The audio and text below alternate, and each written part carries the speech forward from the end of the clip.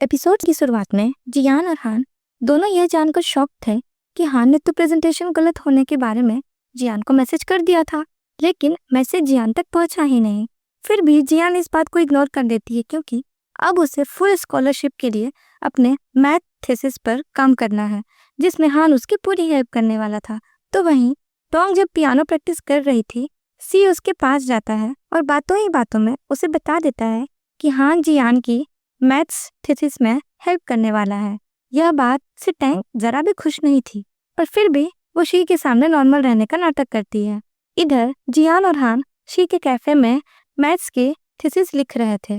इस दौरान जियान हान से उसके नोट्स में कौन से पेज में क्या लिखा है वो पूछती है, जिनका हान सही सही जवाब दे रहा था, वो भी बिना नोट्स को देखे।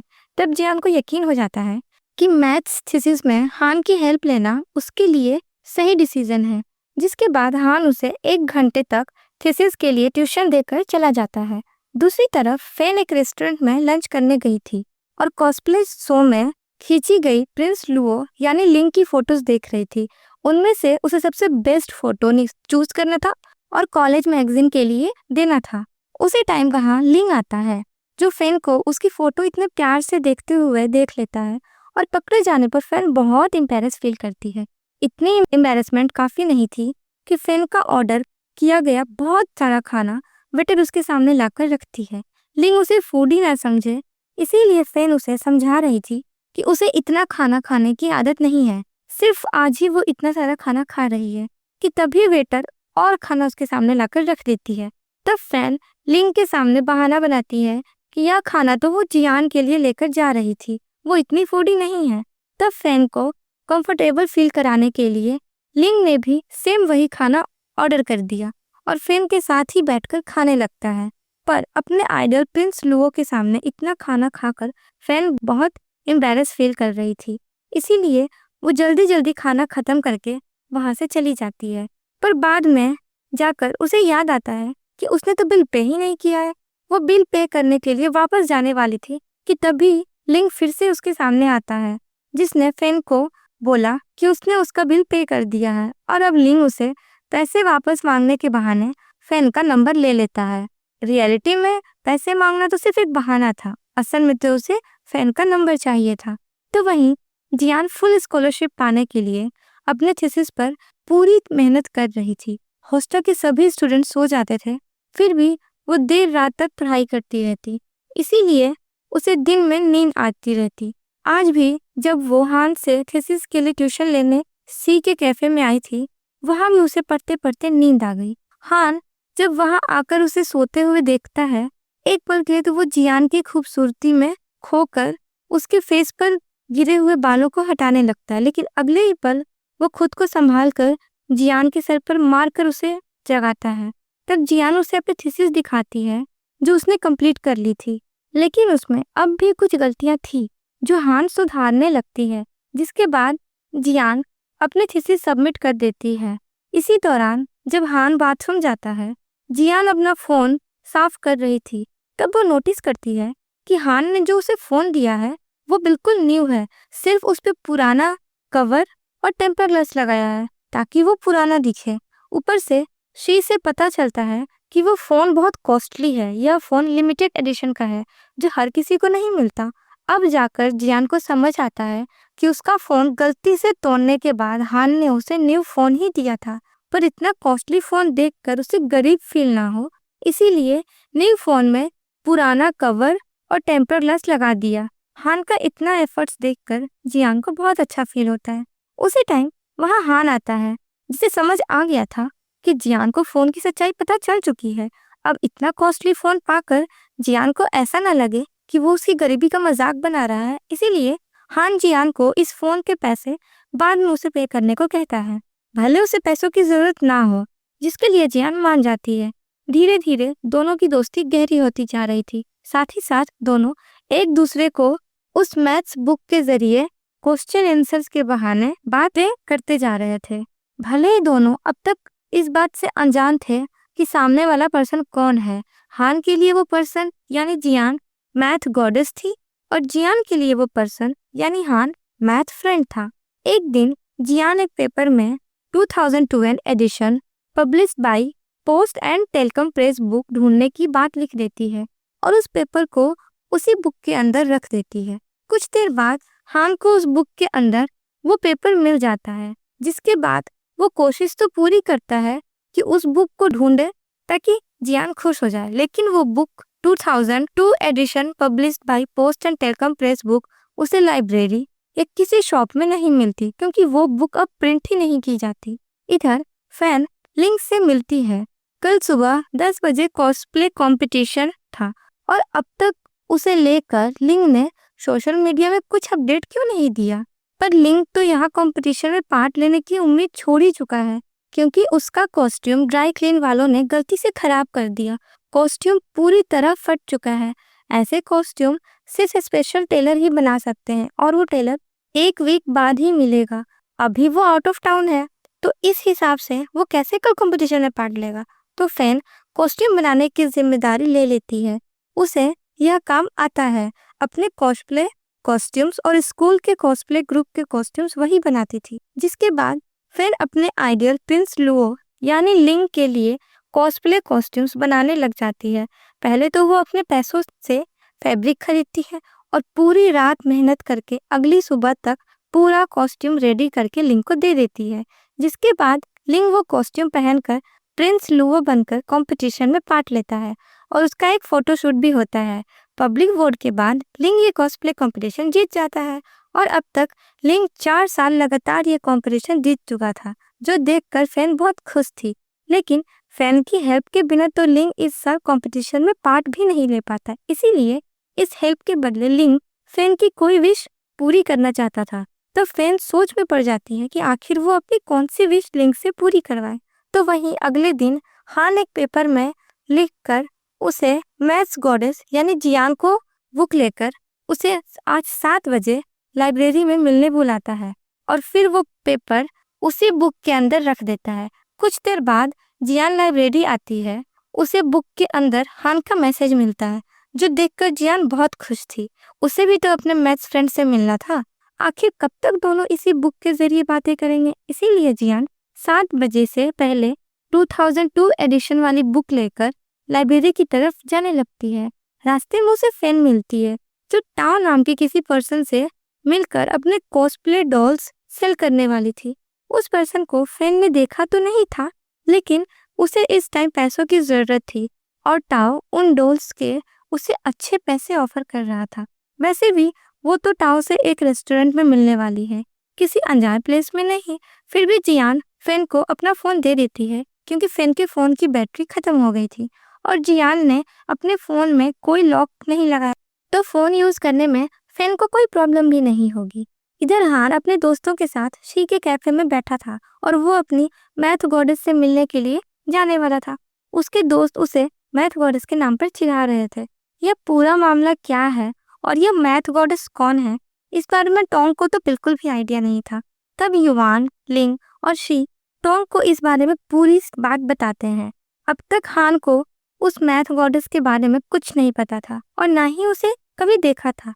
फिर भी दोनों की पसंद और मैथ्स को लेके उनका ऑब्सेशन सेम है। इसीलिए तो हान अपनी मैथ गॉडेस से मिलने के लिए इतना ज्यादा एक्साइटेड है।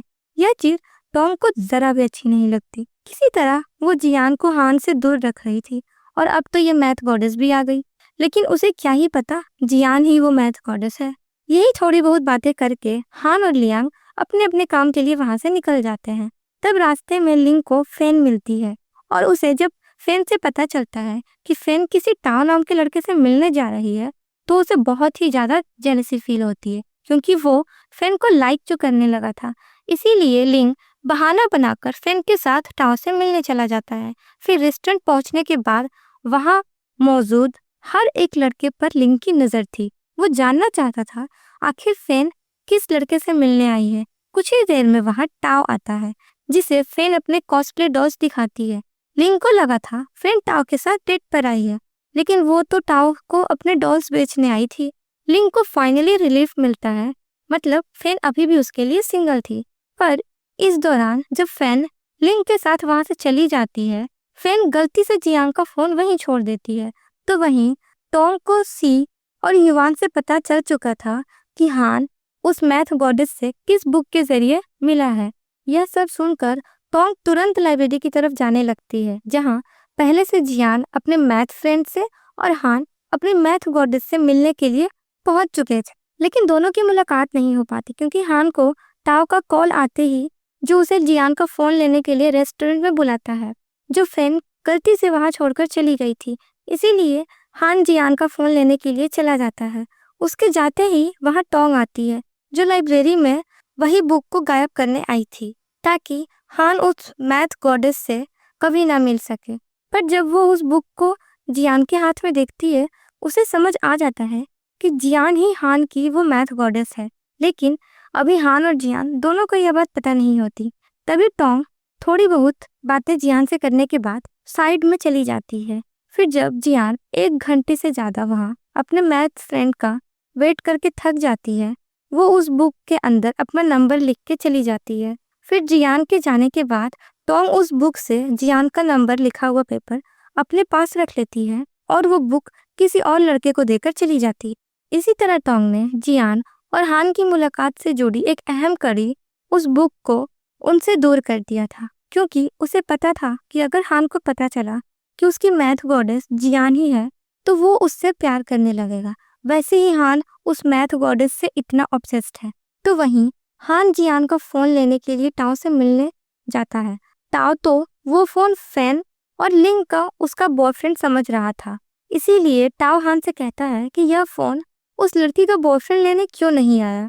अब वो फोन तो फैन का नहीं जियान का था, इसीलिए हान को गलतफहमी हो जाती है कि जियान अपने किसी बॉयफ्रेंड के साथ इस रेस्टोरेंट में आई थी और अपना फोन यहीं भूल गई। फोन पर कोई लॉक भी नहीं था, इसीलिए हान फोन को चेक करने लगता है। तब उसे उसमें 3 हार्ट इमोजी से सेव किया हुआ एक नंबर दिखता है जिसमें सबसे ज्यादा कॉल की गई थी। वैसे तो यह नंबर जियान की ग्रैंडमदर का था, लेकिन हान को यह गलतफहमी हो जाती है कि यह नंबर जियान के बॉयफ्रेंड का होगा, जो देखकर हान बहुत जेलस फील कर रहा था। फिर कुछ देर बाद हान जियान से मिलकर उसे उसका फोन देता है और बिना पासवर्ड के फोन खोने के लेकर उसे बहुत डांटता है। आखिर जियान इतनी केयरलेस कैसे हो सकती है कि फोन भी खो दे और किसी अनजान पर्सन से मिलने भी चली जाए। यहाँ पर हान तो रेस्टोरेंट में किसी लड़के से मिलने की बात बोल रहा था और जियान लाइब्रेरी में अपने मैथ फ्रेंड से मिलने की बात बोल रही थी। दोनों ही अपनी बातों में कंफ्यूज हो रहे थे। फिर भी इस टाइम दोनों अपने मिसअंडरस्टैंडिंग क्लियर नहीं करते और हान जियान को फोन देकर लाइब्रेरी चला जाता है और अब उसने जियान के फोन में पासवर्ड भी लगा दिया था। पासवर्ड का क्लू कर्ली हेयर गर्ल था। अब इसी क्लू से जियान को पता लगाना था कि आखिर पासवर्ड है क्या। इधर लिंग फेन को हॉस्टल तक छोड़ने आता है। इसी दौरान फेन उसे अपना विश मांगती है कि क्या वो उसकी फ्रेंड बन सकती है, लेकिन इसका जवाब फेंग लिंग से सोच समझकर देने को कहती है, क्योंकि लिंग इस टाइम फेमस प्रिंस लुओ था, लाखों लोगों का वो आइडियल था, तो किसी को भी फ्रेंड बनना उसके लिए सही नहीं हो सकता। यह कहकर वो फेन वहां से चली जाती है और उसके जाते ही लिंग अपने आप से ही कहने लगता है कि मैंने तो तुम्हें अपना फ्रेंड पहले ही मान लिया है। इधर हान को जब लाइब्रेरी में कोई लड़की उसका वेट करते हुए नहीं दिखती तो वो उस बुक को ढूंढने लगता है, पर उसे वो बुक कहीं नहीं मिलती। ऊपर से लाइब्रेरियन से उसे पता चलता है कि वो बुक तो कोई स्टूडेंट ले गया है। अब ये बात हान के लिए बहुत परेशानी वाली थी। बिना उस बुक के वो अपनी मैथ गॉडेस से कैसे मिलेगा। तो वहीं हॉस्टल में जियान कर्ली हेयर क्लू से अपना फोन का पासवर्ड क्या हो सकता है ये सोचने में बिजी थी। बहुत सोचने के बाद उसे याद आता है कि यह नाम उसे कॉलेज के पहले दिन मिला था, जब जियान हान को स्विमिंग पूल से निकालकर उसे होश में लाने के लिए सीपीआर देने वाली थी। तब किसी ने उसका फोटो खींचकर कॉलेज ग्रुप में पोस्ट कर दिया था, जहां ये लिखा हुआ था कि एक कर्ली हेयर गर्ल कॉलेज के सबसे हैंडसम लड़के को किस कर रही है। उसी इंसिडेंस का डेट जियान फोन में पासवर्ड की जगह डालती है, तब फोन खुल जाता है और अब उसे और फेन को यह समझ नहीं आ रहा था कि फेन ने अगर रेस्टोरेंट में फोन छोड़ा था तो फोन हान को मिला कैसे। ऊपर से जियान का मूड आज एकदम सही नहीं था। उसने इतनी देर तक लाइब्रेरी में उस मैथ फ्रेंड का वेट किया, लेकिन वो आया ही नहीं।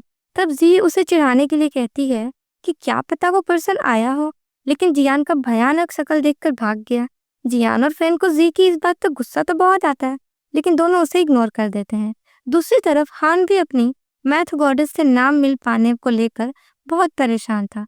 आज अगर जियान का फोन ना खोया होता और उसे फोन लेने के लिए रेस्टोरेंट ना जाना पड़ता तो वो मैथ गॉडेस से मिल ही लेता। हान के दोस्त तो ये देखकर शॉक थे कि हान के लिए कब से मैथ गॉडेस से ज्यादा जियान इंपॉर्टेंट हो गई।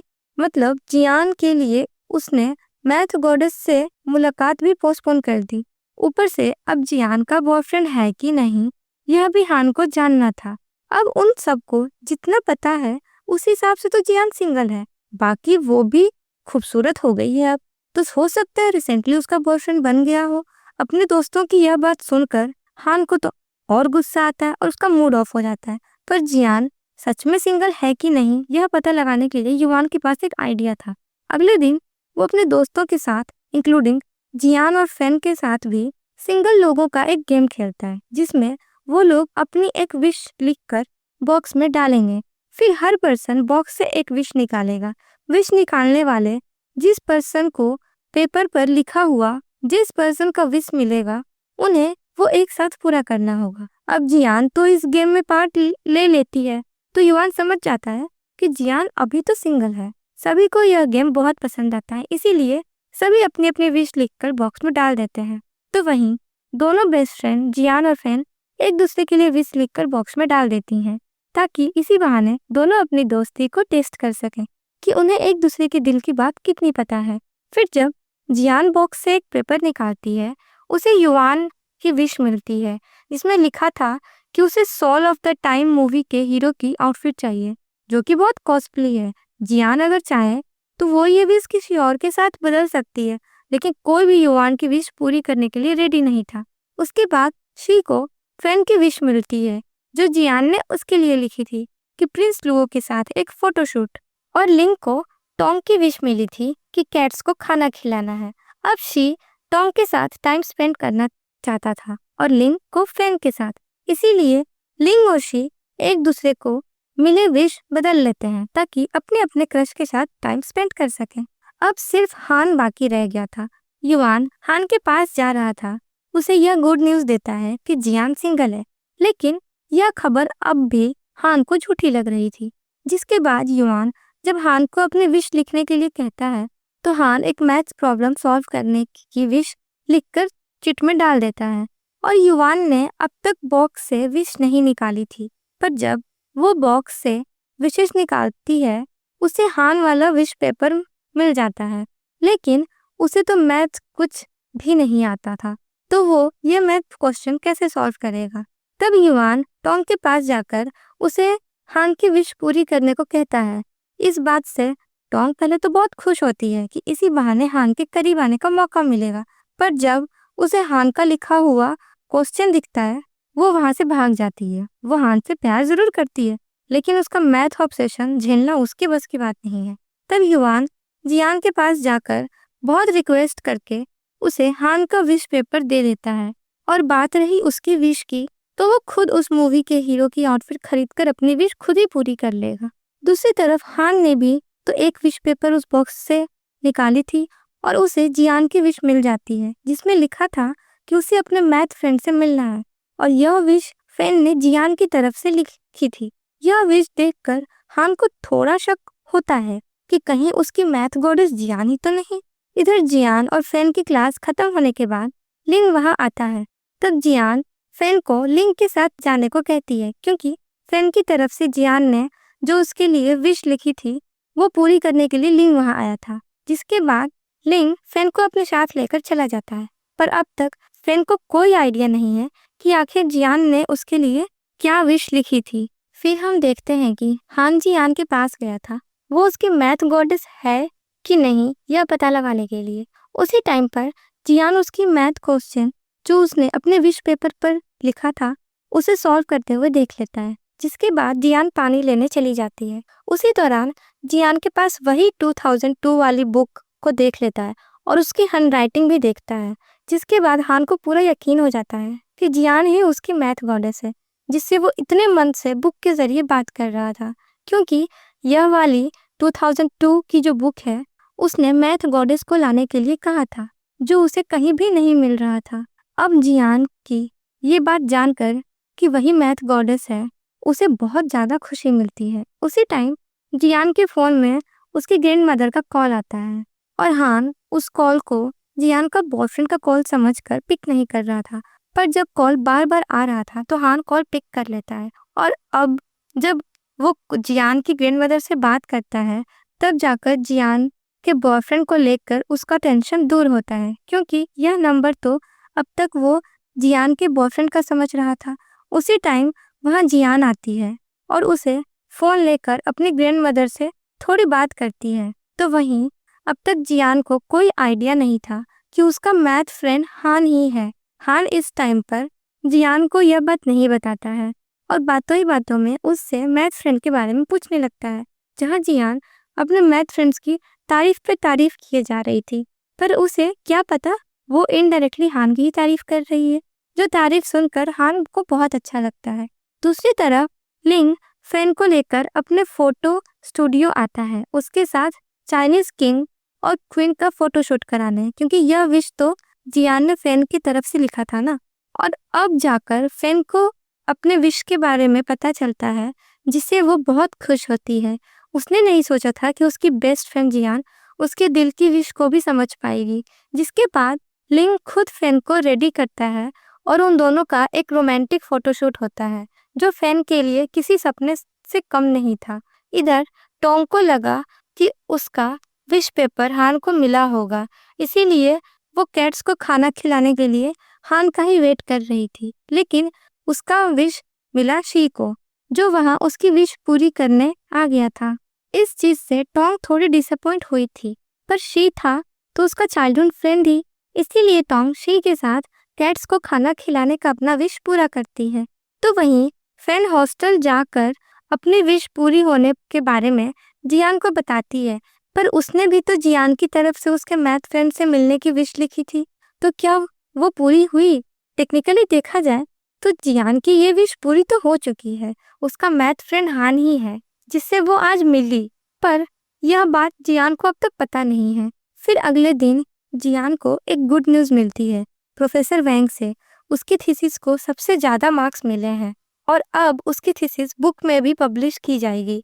मतलब जियान का तो अगले साल का फुल स्कॉलरशिप जरूर मिलेगा।